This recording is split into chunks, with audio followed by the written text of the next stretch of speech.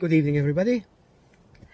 Did you know that Egypt was the first country in the world that not only promoted equality, but also implemented equality? A female ruler in Egypt were never a queen, always called a pharaoh or the king. And when I hear people saying she's the first prime minister, she's the first president, I smile because they always forget Nefertiti and Cleopatra. And they're not only ruled a country, they ruled an empires. Hello everybody, my name is Ayman. I am an Egyptian. I lived in Egypt for 17 years. I studied for 12 an ancient Egyptian history during my school. And I also did 3 researches at NSCC about ancient Egypt. And for that specific purpose today, I researched 4 different references that I will mention at the end. Our topic today is the calendar. Egypt didn't have or invented one calendar. No, they invented 3 different calendars that is used until today. So let's go back 4,000 years. No, 4,326 years. That's when the lunar calendar came into effect. During that time, they needed calendar for religious reasons. And it's used until today for religious reasons by Muslims, by Jewish. They established Ramadan, Al-Hajj for Muslims. Jewish, the same thing. Hanukkah comes with that lunar calendar. So that lunar calendar is very simple. It depends on the crescent of the moon. Once it disappears, the month starts. And once it disappears again, the month ends. Now, the problem with that, months goes vary between 28 days to 30 days. So it wasn't accurate, and for administrative reasons, they needed another one. So they went for another one. Now, the second one was a solar calendar, and that one was 365 days, basically, based on 120 days each season.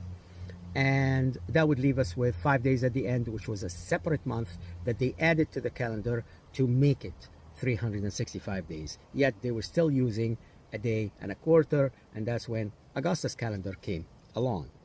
But talking about the solar calendar was depending on the dog star, or what we call now Sirius. That star used to come in mid of June beginning, and that was the beginning of their year.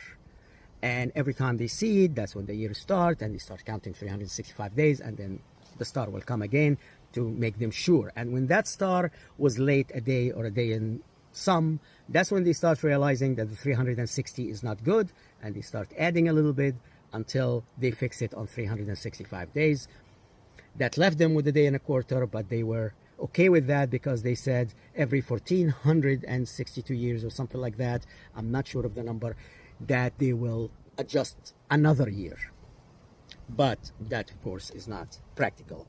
Until Augustus and the Roman came to Egypt, and at that time, they suggested to the Egyptians that they should add 6 days every 4 years. So every 4 years, since you're adding 5 days every year, add 6 days on the 4th year. But the Egyptians refused that for religious reason. We don't have the time to go through it. But later on, the Egyptian calendar developed complex zodiac system, and that's a Britannica quote in the stone calendar to the right corresponded to Mr. Brasted. The original date of the Egyptian calendar is around 4236 BC. Now, my references today for this was the calendar research from UB Research Freeform, the Egyptian calendar from the dating system Britannica, and also a peer review journal at Mount St. Vincent University Library. It's called The Time of Culture in Colonial Egypt by Gray Room, volume 53, page 6 to 31. So in conclusion, the lunar calendar was the old of the 2 techniques, and it's consisted of 12 months whose length different according of the duration of the moon. And the second one was the solar calendar, and then Augusta came and they tried the sixth one.